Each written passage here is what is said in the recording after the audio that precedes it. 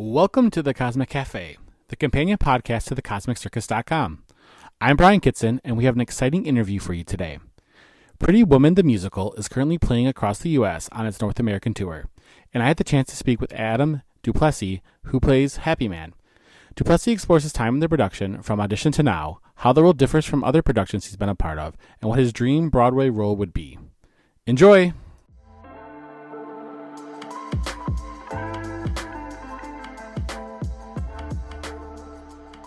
Hey there, Adam. Thank you so much for joining us today. Thanks for having me. We haven't got a chance to see the play yet, but I'm really excited to be able to check this out next week. Can you tell me a little bit about your role in Pretty Woman? I know that you're playing Happy Man. What is this role to you?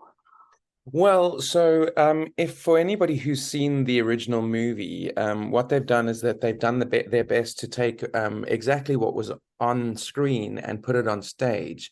But how they facilitated that is that they've taken my character, Happy Man, where if you remember the movie at all, right in the beginning, they were showing scenes of the streets of Hollywood. Streets of LA, and there was a guy walking around going, "Welcome to Hollywood, what's your dream?"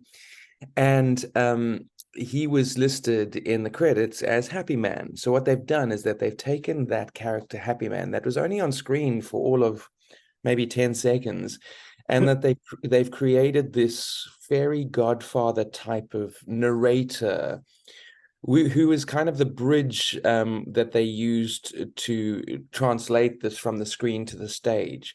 And he interacts with the audience and basically guides the story along for the audience. Okay, so kind of like the interface between the audience and what's going on stage. Exactly, yeah. And that's kind of a different kind of role than maybe we would see from a lot of traditional musicals, because as someone who goes to the theater often, it's kind of happening on stage, and we're not always a part of that.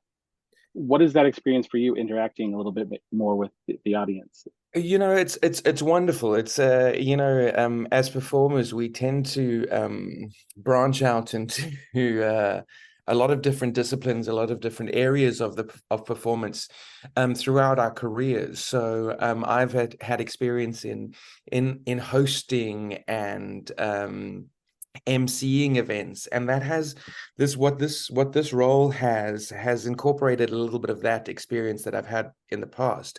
Just and while it's not a constant interaction with the audience, there's always this kind of like twinkle in the eye that, are you following along? This is what's happening. Remember this from the movie? That type of idea.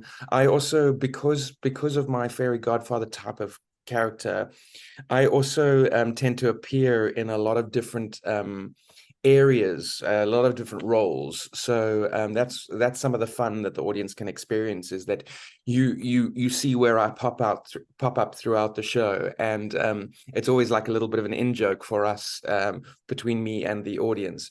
And it's a wonderful go-between, and it allows you to really engage with the audience and feed off their energy. As you say, it sounds more like, from an audience perspective, that sounds a different way to interact with it and to enjoy it, instead of just seeing this beloved rom-com on stage. Exactly. Was there any pressure for you, knowing that this was such a beloved rom-com? I know I grew up watching this with my mom. It was one of her favorites. Was there any pressure from that aspect? Yeah, these days there is a lot of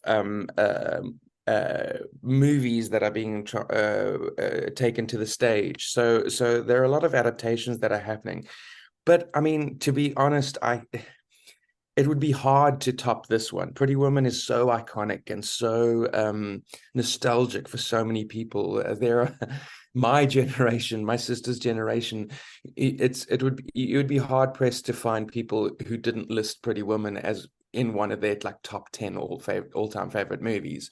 So yeah, there's definitely a lot of pressure in terms of taking that iconic film piece of cinema that people are is such a part of their history in terms of entertainment, and redoing it in such a different way, while still staying true to the original. So yeah, there is a lot of pressure. However, I think that through the music of Bryan Adams, which is so interesting because he is like 90s rock star all the way, you know. So to pair that with this 90s rom-com movie was such a clever move. And then having Jerry Mitchell come on board, and what he does is he very much brings to life the stories that you see on the screen, and makes it pop out for an audience. So it's been very, very well constructed, and it becomes this kind of like seamless transition onto stage, and this machine that just works so very well for audiences. I mean, it's awesome too that people are gonna get to see these iconic scenes, but it sounds like they've changed a little bit, especially with like your role, creating this role in a way that is different, you know. So there's something new to appreciate about this, Yeah, Pretty I Woman. mean, absolutely. Like, I think if they had tried to do um the movie 100% exactly the same, without songs, without dancing, without anything, it wouldn't be successful, because what would the point be? Mhm. So adding all these different elements with the singing, the dancing, and then fleshing out some of the side characters, and then creating new characters, all work towards making this a very kind of like well-rounded, enjoyable production from the get-go. I think that's the biggest thing I can say about the show, is that you'd be hard pressed to not enjoy yourself when you go and see the show. It's a show, and it's a performance that just brings joy, and it's wonderful to be on stage and experience the audience experiencing joy. It's such a wonderful feeling for us, that to at the end of the show, when everybody is applauding and just showing their appreciation, it is a magical experience for us. Awesome. So what was the audition process for you to get this role? Like, how did it go for you? Well, so what they've done, which is something that has happened in recent years, especially since the pandemic, is that casting directors have become more open to accepting initial tapes, which is Mhm. wonderful for us, because a lot of us who are on the road with a show like this, if we're not in New York for the auditions, sometimes we just miss out. So, Right.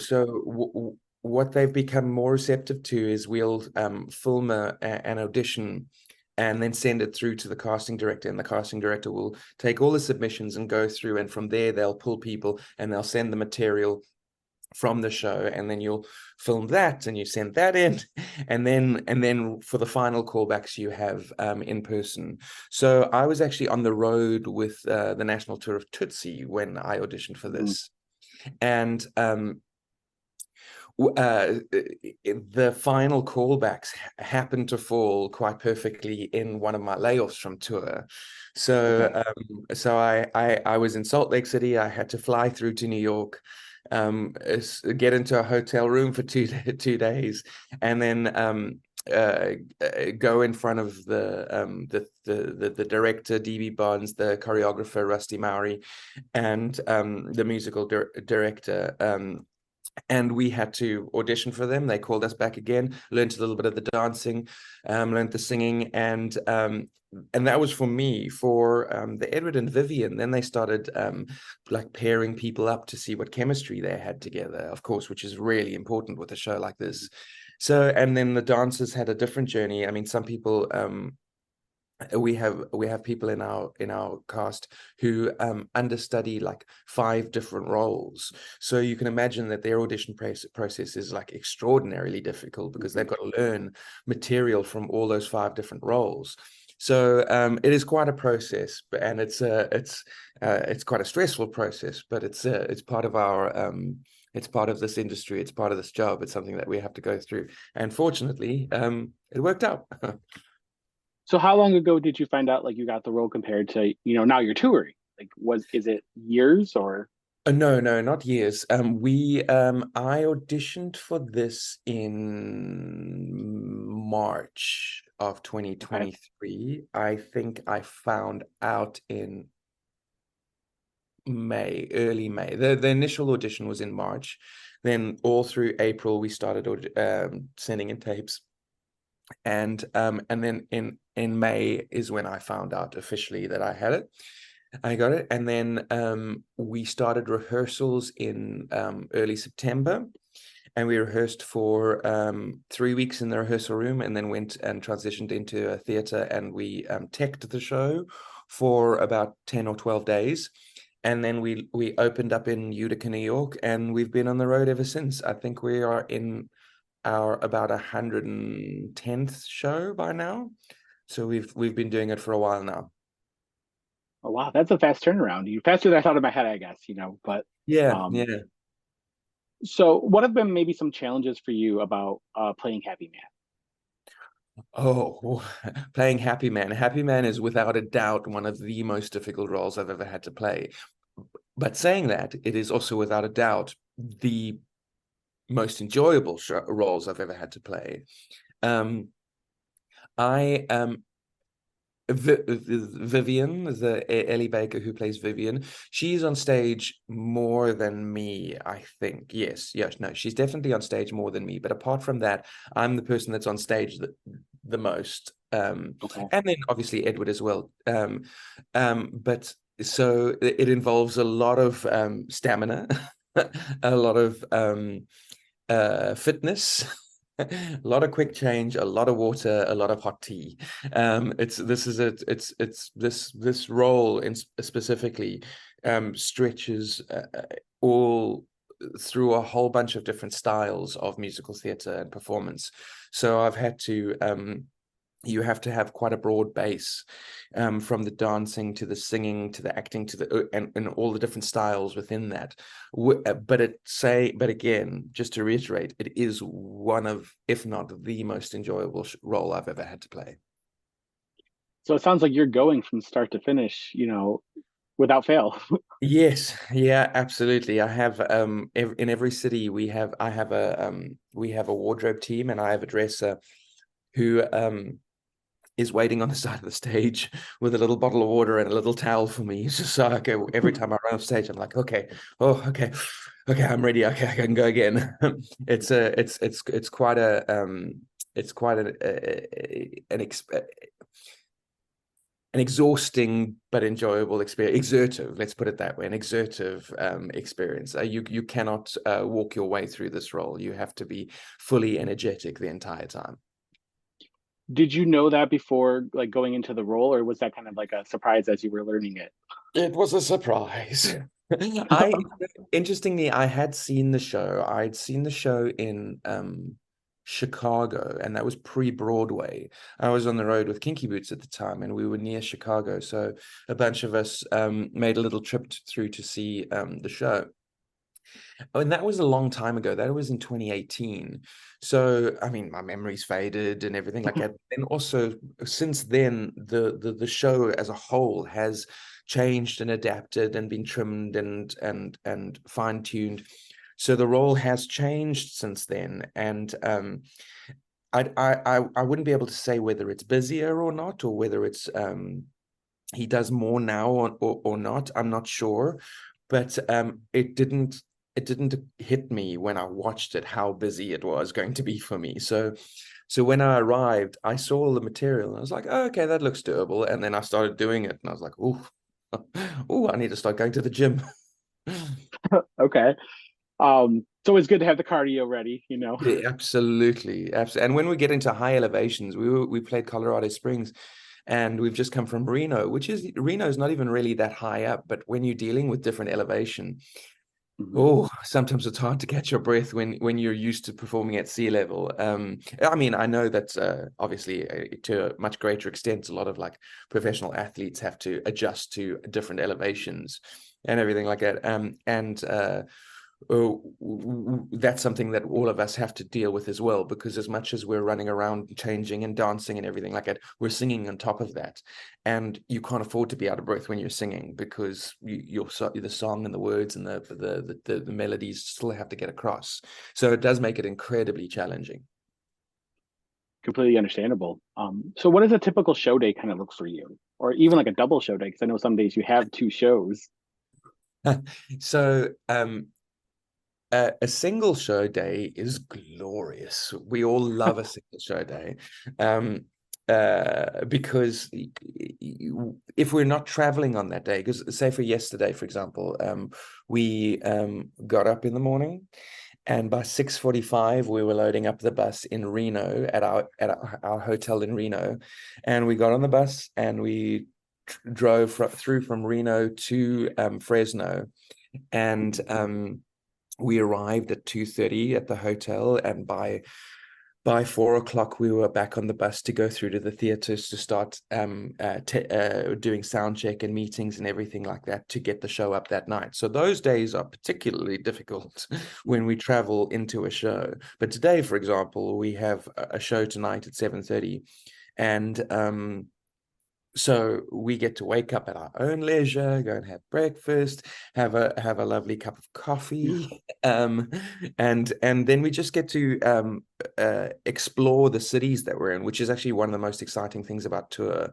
is that we get to see the country, which is amazing. But then once we've had our day, we generally arrive through to work anywhere from 2 hours to half an hour before the show, to get, depending on how much time you need to get ready.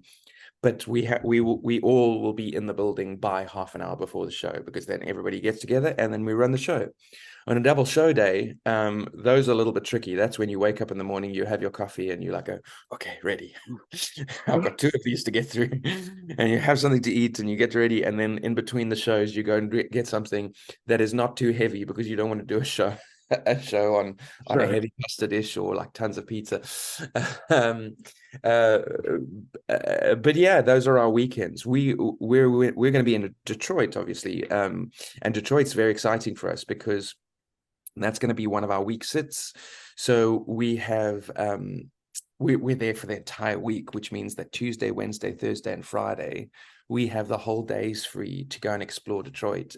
And we've got people who go on hikes. We've got people who love going shopping, obviously. We've got coffee. I'm a bit of a coffee snob myself, so I try and find out local coffee shops and coffee roasteries, especially. I love local roasters. And we'll buy beans and then take them with us, because we have our little coffee set up in our room.